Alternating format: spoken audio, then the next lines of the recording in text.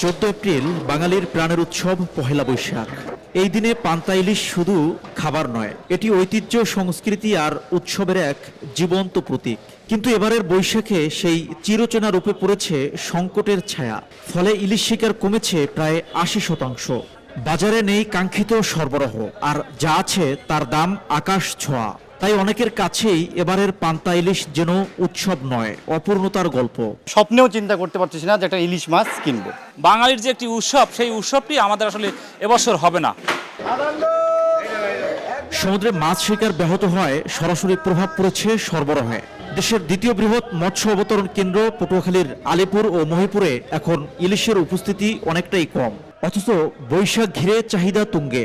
প্রতি বছর এ সময় দেশের বিভিন্ন প্রান্ত থেকে পাইকারদের ভিড় থাকলেও এবার সেই চেনা চিত্র নেই। মাছের আড়তে নেমে এসেছে নীরবতা। এক একটা ট্রলারে আপনার মিনিমাম 600 লিটার তেলের 700 লিটার তেলের প্রয়োজন। তো আমরা যেহেতু তেল পাচ্ছি না, সমুদ্রে আমাদের ট্রলারগুলো সমুদ্রে যাইতে পারতেছে না, সেখানে এবছর পয়লা বৈশাখ উপলক্ষে যে মাছের প্রয়োজন, সেই মাছটা আসলে পল্টনে আসতেছে না। যেই পরিমাণ মাছ থাকে ওই পরিমাণ মাছ না থাকায় মাছের দাম মূল্য অনেক বৃদ্ধি থাকার কারণে জেলেরাও ক্ষতিগ্রস্ত, আমরাও ক্ষতিগ্রস্ত, এবং ক্রেতা যারা আছে তারাও মাছ পাইতেছে না। হাহাকার বাজার। মাছ যাওয়া আছে, দামের কারণে বেচা বিক্রি কম। অবতরণ কেন্দ্রে ইলিশ কম থাকায় পাইকারদের চাহিদা মেটাতে পারছেন না আড়তদাররা। এর প্রভাব পড়েছে খুচরা বাজারেও, দেখা দিয়েছে অস্থিরতা। সরবরাহ কমায় পাল্লা দিয়ে বাড়ছে ইলিশের দামও। 1 কেজি ওজনের ইলিশ বিক্রি হচ্ছে 4 থেকে 4,500 টাকায়, আর 700 থেকে 900 গ্রামের ইলিশ বিক্রি হচ্ছে 3.5 থেকে 4,000 টাকায়, আর 1 কেজির বড় ইলিশ বিক্রি হচ্ছে 4.5 থেকে 5,000 টাকায়, যা সাধারণ ক্রেতার নাগালের বাইরে।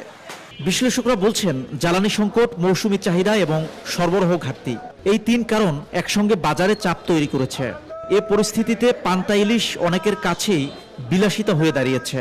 গত কয়েক বছর কিন্তু আমাদের উপকূলীয় যে নদীগুলো রয়েছে, এই জায়গাতেও কিন্তু ওইভাবে কিন্তু ইলিশ পাওয়া যাচ্ছে না। সুতরাং সার্বিকভাবে পহেলা বৈশাখে ইলিশের একটা সংকট থাকবে। তবে মৎস্য বিভাগের দাবি, পহেলা বৈশাখকে সামনে রেখে সংকট মোকাবেলায় জ্বালানি সরবরাহের উদ্যোগ নেওয়া হয়েছে। সরকারি যদি কোনো বিধিনিষেধ না থাকে, এটা অবশ্যই সাধারণ মানুষ তাদের নিজেদের মত মতো কার্যক্রম পরিচালনা করবে। এদিকে 15 এপ্রিল থেকে শুরু হচ্ছে ইলিশ শিকারে 58 দিনের সরকারি নিষেধাজ্ঞা। তার আগে দীর্ঘ সময় মাছ ধরতে না পারায় জেলেদের উপর চাপ আরও বেড়েছে। সব মিলিয়ে একদিকে ক্রেতাদের আক্ষেপ, অন্যদিকে জেলেদের জীবিকায় কড়া আঘাত। এই বাস্তবতাই উদযাপিত হচ্ছে এবারের পহেলা বৈশাখ। শিকদার জাবির হোসেন, সময় সংবাদ, পটুয়াখালী।